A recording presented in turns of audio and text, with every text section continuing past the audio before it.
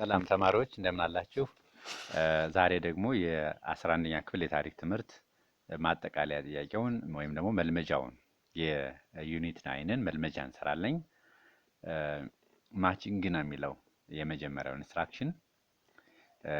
ማች ዘ ታይፕስ ኦፍ ኢፌክትስ ኦፍ ዘ ኢንዱስትሪያል ሪቮሉሽን ኢን ቢ ዊዝ ጀነራል ኢፌክትስ ኢን ኤ ነው የሚለው። የትኛው ኢፌክት ኢኮኖሚክ ኢፌክት ነው፣ የትኛው ፖለቲካል ኢፌክት ነው፣ የትኛው ሶሻል ኢፌክት ነው። አርባናይዜሽን ሶሻል ኢፌክት ነው። እንግዲህ ኢንዱስትሪያል ሪቮሉሽን ሶሻል ኢፌክት አመጣል፣ ፖለቲካል ኢፌክት አመጣልና ኢኮኖሚክ ኢፌክት አመጣል። ስለዚህ አርባናይዜሽን ኢዝ ሶሻል ኢፌክት፣ ኒው ኢንቬንሽንስ ኢኮኖሚክ ኢፌክት ነው። ፋክተሪስ ኢኮኖሚክ ኢፌክት፣ ኢንክሪዝ ፕሮዳክሽን ኢኮኖሚክ ኢፌክት ነው። ሃይ ዲማንድ ፎር ሮ ማቴሪያልስ ይሄም ኢኮኖሚክ ኢፌክት ነው። ራይዝ ኦፍ ትሬድ ዩኒየንስ ፖለቲካል ኢፌክት ነው፣ ሶሻል ኢፌክት ነው። የንግድ ማህበራት መመስረት። ኤክስፓንሽን ኦፍ ሚድል ክላስ ሶሻል ኢፌክት ነው። ፖፑሌሽን ኤክስፕሎሽን ወይም ደግሞ ፖፑሌሽን ኢንክሪዝመንት ሶሻል ኢፌክት ነው። ኤክስፕሎቴሽን ኦፍ ሚነራል ሪሶርስስ ይሄ ኢኮኖሚክ ኢፌክት ነው። ራይዝ ኦፍ አይዲያስ ኦፖዝ ቱ ካፒታሊዝም ፖለቲካል ኢፌክት ነው፣ እንደገና ሶሻል ኢፌክት ነው። ሽፍት ኢን ባላንስ ኦፍ ወርልድ ፓወር ይሄ ፖለቲካል ኢፌክት ነው። ኢምፔሪያሊዝም ፖለቲካል ኢፌክት ነው። ግሮዝ ኦፍ ካፒታሊዝም ኢኮኖሚክ ኢፌክት ነው።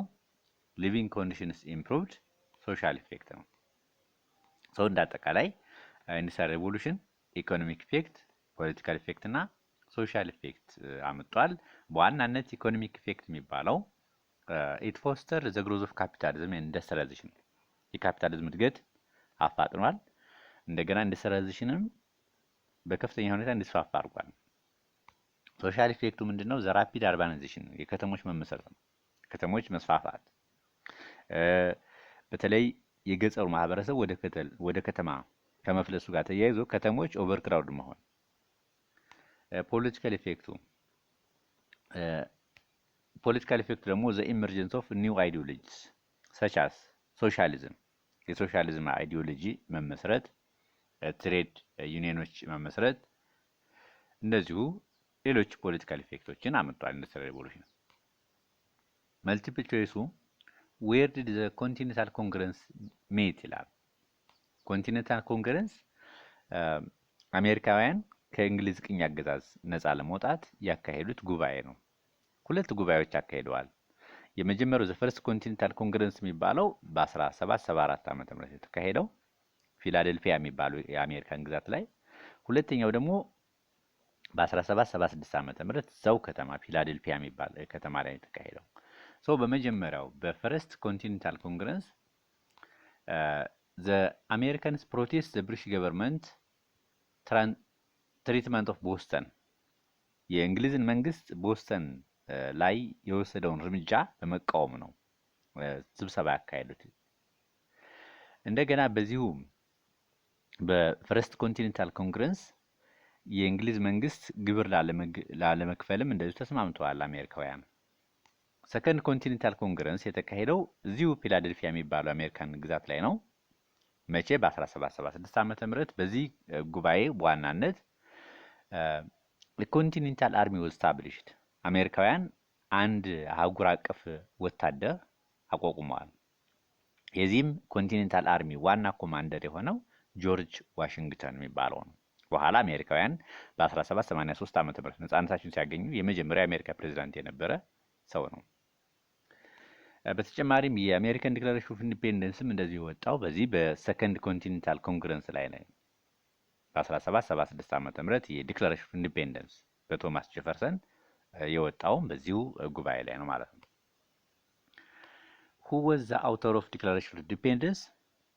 no doubt ቶማስ ጄፈርሰን ነው። መቼ? በ1776 ዓ.ም የአሜሪካን የነፃነት ድንጋጌ ድራፍት ያደረገው የጻፈው ቶማስ ጄፈርሰን ነው። ስለዚህ መልሱ ኤ ይሆናል ማለት ነው። የመጀመሪያው ፊላዴልፊያ ዲ ነው የሚሆነው መልሱ። ሶስተኛው ጥያቄ where did the third state make an oath not to dissolve until France get a constitution? A ባስሌ፣ ቢ ቨርሳይልስ፣ ሲ ፓሪስ ዲ ቴኒስ ኮርት ይላል። እንግዲህ በፈረንች ሪቮሉሽን ወቅት በ1789 ዓመተ ምህረት ሶስተኛው ስቴት ወይም ደግሞ ሰርድ ክላስ የሚባለው የፈረንሳይ ማህበረሰብ ሪፕሬዘንታቲቮች ቨርሳይለስ ላይ በተካሄደው ስብሰባ ከሰርድ ስቴት ዘሰከንድ ስቴት እና ፈርስት ስቴቶች ጋራ ሊስማሙ አልቻሉም። በዛ ምክንያት ንጉሱ ከቨርሳይለስ ጉባኤ አግዷቸዋል። የብቻቸው ጉባኤ አካሂደዋል። የት አካሄዱት ነው? ቴኒስ ኮርት ወይም ደግሞ በቴኒስ ፍርድ ቤት ወይም ደግሞ በቴኒስ አዳራሽ ነው ጉባኤያቸውን ያካሄዱት። እና በዚህ ጉባኤ ላይ የፈረንሳይ ህገ መንግስት ሳያረቁ ዲዞልቭ እንደማይሆኑ እንደማይበታተኑ ቃል ገብተዋል። ይሄ ቃል ምን ይባላል? ዘ ቴኒስ ኮርት ኦዝ ይባላል። የቴኒስ ቃለ መሐላ ተብሎ ይጠራል። ስለዚህ የት ቦታ ነው? ቴኒስ ኮርት ላይ ነው ስብሰባ ያካሄዱት። ስለዚህ መልሱ ዲ ይሆናል ማለት ነው። አራተኛው ዘ ኮንትሮሊንግ ቦዲ ኦፍ ዘ ራይን ኦፍ ቴረር ፍሮም 1793 to 1794 was በፈረንሳይ ሪቮሉሽን ወቅት ራይን ኦፍ ቴረር የሚባለውን ፔሪየድ ይመሩ የነበሩት አካላት እነማን ናቸው ነው የሚለው። ኤ ዘ ናሽናል ጋርድ፣ ቢ ዘ ጃኮቢንስ፣ ሲ ዘ ኮሚቴ ኦፍ ፐብሊክ ሴፍቲ፣ ዲ ዘ ኤስቴትስ ጀነራል ይላል። ዘ ኮሚቴ ኦፍ ፐብሊክ ሴፍቲ ይባላሉ።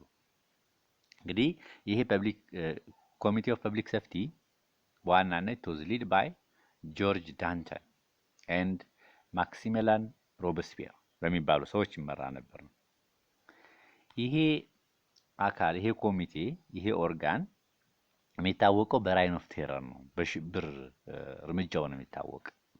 ብዙ የፈረንሳይ የአብዮቱ ጠላት ናቸው የሚባሉ አካላትን ኤክስኪዩት አድርጓል፣ ረሽኗል፣ አስሯል፣ ኢምፕሪዝን አድርጓል።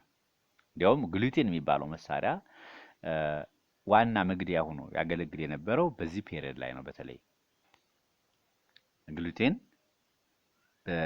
ተቃዋሚ ናቸው የሚባሉ ጥፋተኛ ናቸው የሚባሉ ሰዎች አንገታቸው የሚቆረጥበት መሳሪያ ነው። አምስተኛው which treaty turned France back to its pre-79 borders ይላል። ኮንግረስ ኦፍ ቪና፣ ኮንግረስ ኦፍ ትሪቲ ኦፍ ፓሪስ፣ ሲ ቨርሳይለስ፣ ዲ ትሪቲ ኦፍ ሮም ይላል። በተለይ ፈረንሳይ ብዙ ግዛቶቿን እንድታጣ የሆነበት ትሪቲ የትኛው ነው? በዋናነት ትሪቲ ኦፍ ፓሪስ ነው። እንግዲህ በ1813 ዓመተ ምህረት የአውሮፓ ኃይሎች አንድ ላይ በመሆን ኮሊሽን በመፍጠር ናፖሊዮንን ዲፊት አድርገውታል። አት ዘ ባትል ኦፍ ኔሽንስ፣ አት ዘ ባትል ኦፍ ሊፕስኪ ወይም ደግሞ ባትል ኦፍ ኔሽንስ የሚባለው ባትል ላይ ከዛ በኋላ የፈረንሳይን ግዛት ነጥቀዋታል። ፈረንሳይ በአብዮቱ ወቅት ከ1792 ዓመተ ምህረት ጀምሮ የያዘቻቸውን ብዙ ግዛቶች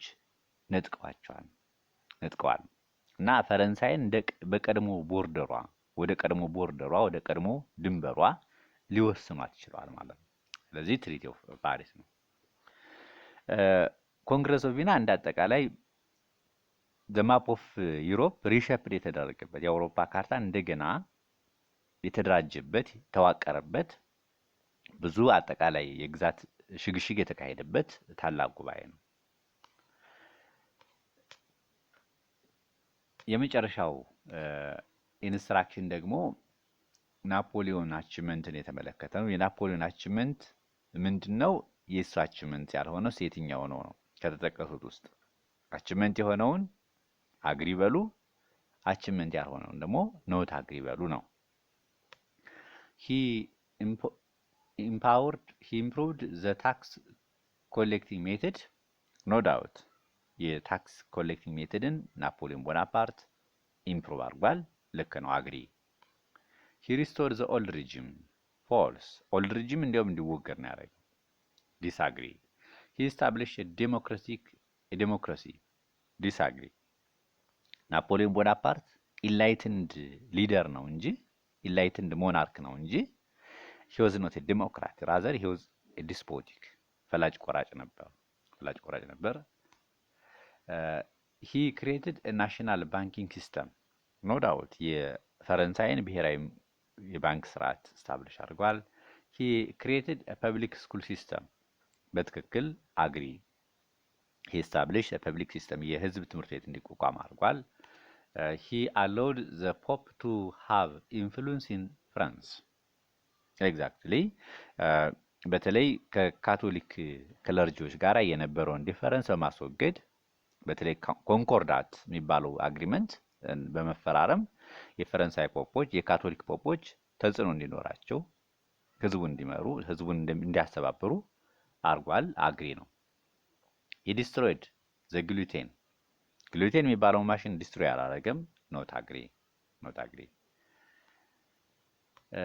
ሶ እነዚህ የ11ኛ ክፍል የታሪክ ትምህርት የቻፕተር 9 ወይም ደግሞ ዘ ኤጅ ኦፍ ሪቮሉሽን የሚለው ዩኒት ማጠቃለያ መልመጃዎች ናቸው ኖቶችን ከፈለጋችሁ ሁሌም ዲክቴት ማድረጋችሁን ጉዳዮች በቴሌግራም ቻናሌ ላይ ለቃቸዋለሁ እዛ ላይ ሄዳችሁ አክሰስ ማድረግ ትችላላችሁ ምናልባት ቴሌግራም ቻናሌን ማታውቁ ካላችሁ ኮሜንት ላይ ጻፉልኝና እልክላችኋለሁ ቀጥታ ዳውንሎድ ማድረግ ትችላላችሁ ስለዚህ ለዛሬ የነበረን ክላስ በዚሁ እንጨርሳለን ስለነበረን ጊዜ አመሰግናለሁ ሰላም ሁኑልኝ